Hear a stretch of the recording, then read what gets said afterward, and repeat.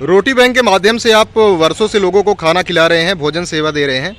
क्या कुछ उपक्रम है, कैसे इसकी शुरुआत हुई और कैसे ये नियमित रूप से ये सेवा चलती है? रोटी बैंक इंदौर एमवाय अस्पताल है। यहाँ पर पिछले 8 वर्षों से डेली निःशुल्क रूप से भोजन की सेवाएं रखता है। जो बाहर से मरीज और उनके परिजन लोग आते हैं, उनको एक व्यवस्थित रूप से अनुशासन के माध्यम से उनको भोजन उपलब्ध हम लोग करवाते हैं।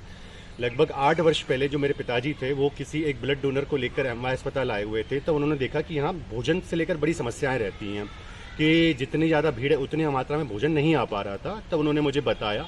फिर हम लोगों ने एक फेसबुक पर इंदौर रोटी बैंक के नाम से एक आईडी बनाई हम लोगों ने, और उस आईडी के माध्यम से जो भी फ्रेंड हम लोग जुड़ते थे उस समय पर, उनसे एक निवेदन करते थे कि आप जिस कॉलोनी में आप रह रहे हैं, उस कॉलोनी के एक मंदिर पे या कोई ऐसी विशेष जगह जहाँ पे सब लोग जाते हो, वहाँ पर एक डब्बा लगवा लीजिए। आप रोटी बैंक का एक बॉक्स आप लगवा लीजिए। जब भी आप अपने बच्चों को लेकर या किसी को भी लेकर मंदिर जाएं, तो अपने घर की बनी हुई 2 ताज़ी रोटियाँ आप उस बॉक्स में आप डालिएगा। सब्जी ना डालिएगा, क्योंकि सब्जी आप तीखी खा सकते हैं, मसाले वाली खा सकते हैं, वो अस्पताल में उपयोगी नहीं है। तो सब्जी हम लोग रेडी करवाते थे। ऐसा 2014 के आसपास हम लोगों ने इंदौर की 13 कॉलोनी में बॉक्स लगाए थे।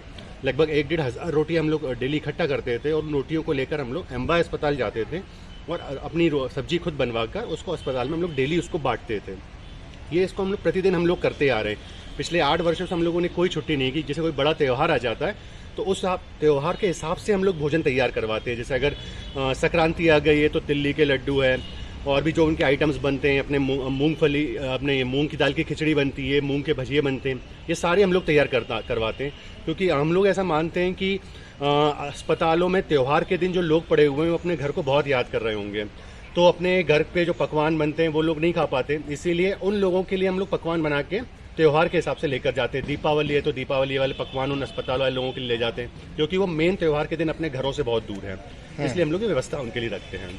बीच में कोरोना काल का कठिन समय भी आया, इस दौरान क्या सेवा रही है आपकी ओर से? और वैसे हम लोग डेली लगभग 300-400 लोगों के लिए भोजन सेवाएं रखते हैं, लेकिन कोरोना काल में ये सेवा 6 गुना हो गई थी। लगभग 2500 पैकेट हम लोग डेली बनवाते थे। पालदा पे एक फैक्ट्री थी, वहाँ पे हम लोगों ने उनसे बात किया। मजदूर जो उनके थे वहाँ पे, और उनके मशीन लगी हुई थी, वो सारा हम लोगों ने पूरा सेटअप जमाया, राशन इकट्ठा किया, और हम लोग डेली 2500 पैकेट हम लोग उसको बनवा के एक व्यवस्थित पूरा प्रोग्राम बनाया था हम लोगों ने, कि एक जगह भोजन बनेगा, एक गाड़ी उसको लेके 3 इमली स्क्वायर के जो ब्रिज है वहाँ पे आएगी, फिर अलग अलग एरिया से लोग वहाँ पर आएंगे, जो रिक्वायरमेंट है उतने पैकेट्स लेकर अपने अपने एरिया में वापस जाएंगे। ताकि एक व्यवस्थित इसलिए किया ताकि ये पूरा किसी पर बाहर ना पड़े और अव्यवस्था ना फैले, कि मालूम पड़े कि किसी एरिया में भोजन पैकेट नहीं जा पा रहे और किसी एरिया में 2 गाड़ियाँ चली गई हैं। एक पूरा व्यवस्थित प्रोग्राम बनाया, और लगभग 2500 पैकेट हम लोग प्रतिदिन हम लोग हमने पूरे इंदौर शहर में जहाँ से भी हम लोगों को रिक्वायरमेंट कॉल आते थे, हम लोगों ने नंबर वायरल कर रखे थे, फेसबुक पे, व्हाट्सएप पे, इंस्टाग्राम पे, सब पे हम लोगों ने दे रखे थे जैसे ही कोरोना काल स्टार्ट हुआ था। और फिर हम लोग 2500 पैकेट पूरे इंदौर शहर में हम लोग डेली पहुंचवा रहे थे। अच्छा। बाकी उसके अलावा एमवाय के जो पैकेट्स आते थे 300-400 पैकेट, वो अलग थे, वो हम लोग एमवाय से दो जाते ही थे हमारे सारे पैकेट। अभी वर्तमान में लगभग कितने लोगों को अपन खाना खिला रहे हैं? और डेली 400 लोग पूरा भोजन हम लोग दे रहे हैं। अच्छा। उनको रोज व्यवस्थित रूप से अधिकतर लोगों को जानकारियां हो गई हैं, वहाँ पे गार्ड इन सब के माध्यम से जेंट्स और लेडीज की अलग अलग लाइन लग जाती है। हमारा एक काउंटर लगाते हैं, बाकायदा आगे लोग आते हैं अपने और अपना उनके बर्तनों में। पहले हम लोग डिस्पोजल यूज करते थे, लेकिन जब से सेंट्रल गवर्नमेंट ने डिस्पोजल बैन किया है, हम लोगों ने डिस्पोजल में देना बंद कर दिया है।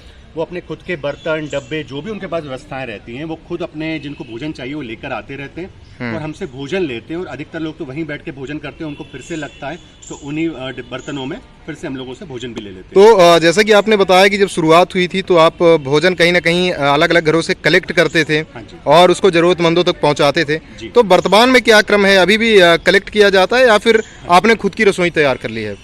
शुरुआत में जो हम लोगों ने रोटी बैंक के बॉक्स लगाए थे, उसमें बहुत सारी समस्याएं लग गई थी। जैसे अगर कोई व्यक्ति बाहर चला जाता था या कोई प्रोग्राम होते थे, तो हम लोगों को रोटियां कम हो जाती थी, लेकिन हम लोगों को कम से कम 1000 रोटियां डेली चाहिए होती थी। जिस दिन रोटियां कम होती थी, हम लोगों को बड़ी समस्याओं का सामना करना पड़ता।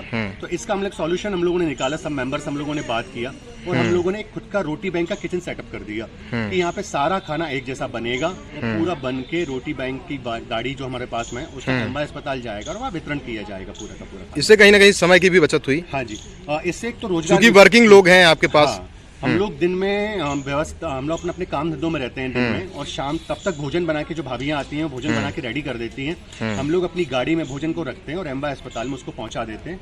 इससे एक पूरा सेटअप बन गया और पूरा व्यवस्थित रूप से हम लोगों ने इसको बना दिया है पूरा। जी ठीक है, एक बार शुभ नाम बताइए। मेरा नाम अक्षय जोशी है। रोटी बैंक इंदौर से।